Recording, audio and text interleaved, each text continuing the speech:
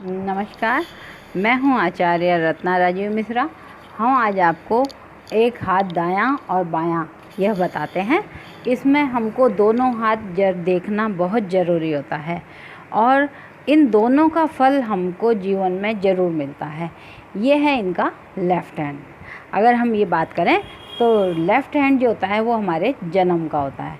अगर हम जन्म की स्थिति देखते हैं तो हम यहाँ से देखते हैं, इधर से हमारी जन्म की स्थिति आएगी, इधर से हमारे कर्म की स्थिति आएगी।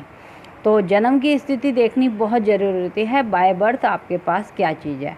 तो बाय बर्थ की यहाँ अगर हम जीवन रेखा की बात करें तो ये जीवन रेखा एक खुली हुई है, यहाँ से आकर के कुछ इस तरह का निशान बना हुआ है। ये बताता है कि आपको कहीं ना कहीं पर इस तरह का जहाँ भी दीप बनेगा वह पितृ प्रभाव कहलाता है। अब इसका प्रभाव हमारे जीवन में ज़रूर आएगा। लेफ़्ट हैंड जो होता है विवाह के पश्चात पत्नी की स्थिति को भी बताता है। अगर यहाँ पर कोई खराबी प्रभाव दिखा रहा है तो विशेष ध्यान रखें, विवाह रेखा के लिए या फिर हृदय रेखा को देखना बहुत ज़रूरी होता है। यहाँ हृदय रेखा इतनी लंबी जो जा रही है, वास्तव में यह हृदय रेखा नहीं है, ये मस्तिष्क रेखा है।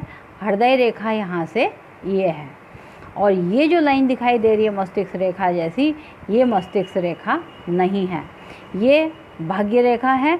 या अब ये मंगल क्षेत्र से चालू हो रही है तो ये हमारे भाई बहन की लाइन भी है।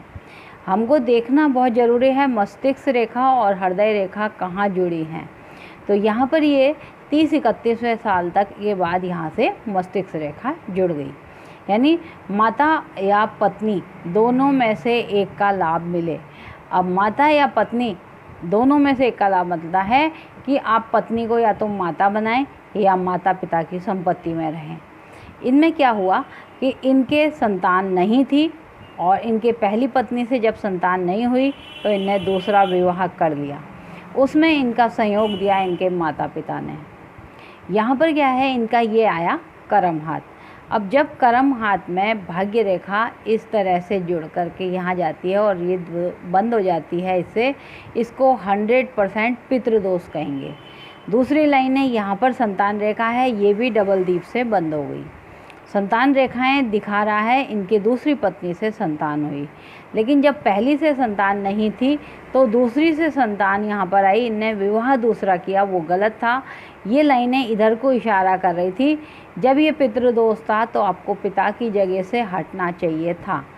जब आप नहीं हटे और आपने दूसरा विवाह कर लिया तो वहीं आपको कहीं ना कहीं दोष पैदा हो गया, जो आपका कर्म दोष भी कहलाएगा, क्योंकि आपने भी कर्म सही नहीं किए। इनने खुद ने एक्सेप्ट किया कि पत्नी के साथ अच्छे रिलेशन नहीं रहे और फिर हमने जाके दूसरी शादी की। तो अब यहाँ देखें, एक लाइन हृदय रेखा के ऊपर जब भी इस तरह का द्वीप बन जाता है तो वो कहता है कि ये हृदय यानी कि पत्नी के द्वारा पितृदोष आना। अब जीते जी भी पितृदोष आ सकता है क्योंकि यहाँ कर्म दोष आया है। आपने गलत कर्म करके उस पत्नी के साथ दूसरी पत्नी को रख लिया। एक स्थिति हम आपको और दिखाते हैं कि जन्म में क्या थी। यहाँ पर कर्म में इनके एक साइन विवाह का बता रहा है, यानी कर्म में एक ही साइन था और जन्म वाले हाथ में इनके यहाँ पर 2 साइन थे। ये दिख नहीं रहा इधर, यहाँ 2 लाइनें हैं।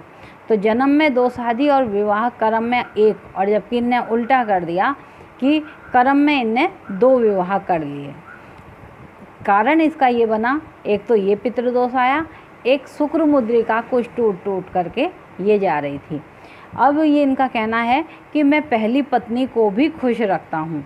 पहली पत्नी को आप कितना भी खुश रखें, अगर ये दोष आ रहा है यहाँ से और ये दीप आ रहा है यहाँ से, कहीं ना कहीं आपको उस पत्नी की बैड ब्लेसिंग जिसको कहते हैं, बुरी दुआएं आपके साथ जरूर रहेंगी।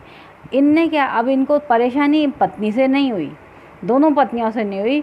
क्या हुआ कि इनकी संतान जो है अब इनके कहने पर नहीं है और जिसमें से खास कर कि दोनों संतान की जो बहुएं हैं वो इनको इतना ख़राब ट्रीट कर रही हैं कि अब इनका मन करता है मैं घर छोड़ के चला जाऊं।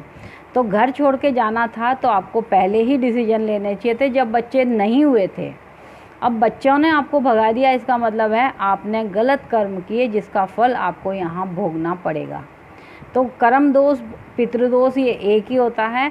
आपकी जहाँ गलती हो रही है आप उस गलती को ओवर गलती ना करें, ये बात ध्यान रखें। तो हमने इनको बोला कि अब उपाय के रूप में इनको कहना था कि मैं क्या करूं। तो हमने सबसे पहले कहा कि आप जितनी भी प्रॉपर्टी, जितनी भी संपत्ति है, आप अपनी पहली पत्नी के नाम करें। जिसके बच्चे हैं उसके नाम नहीं, पहली पत्नी के नाम करें। और कोई ज़रूरी नहीं है, उसकी इच्छा होगी तो वो अपने संतान को ट्रांसफ़र करेगी, नहीं होगी तो वो नहीं करेगी। उसके लिए आप उन्हें ज़बरदस्ती नहीं करें। आपके इधर से निकलने से आपको फ़ायदा है, परिवार के अंदर रहना आपके लिए विशेष लाभदायक नहीं रहेगा। तो यहाँ पर जैसे ही इनको वो संपत्ति ट्रांसफ़र करेंगे, ये दोष यहाँ से कट जाएगा। एक लाइन यहाँ पर इस तरह की आ रही है। ये जब भी इस तरह का दीप कट जाता है किसी भी लाइन से, तो इसका मतलब है वहाँ सुधार किया जा सकता है। जब ये लाइन यहाँ से क्लियर, सुधार हो जाएगा अपने आप वो स्थिति, क्योंकि पहली पत्नी के अंदर से जो आत्मा कहती है, आत्मा तो अच्छे या बुरे ज़रूर आपको दुआएं देती है, वहाँ पर उसकी जब शुभ अच्छी दुआएं आने लगेंगी तो अपने आप आपको पारिवारिक चिंताएं खत्म हो जाएंगी। तो ये एक हाथ का विश्लेषण है। आपको भी अगर बहुत बारीकी से अपने हाथ का विश्लेषण कराना है, कुंडली का विश्लेषण कराना है, तो आप हमसे दिए गए नंबर पर संपर्क करें।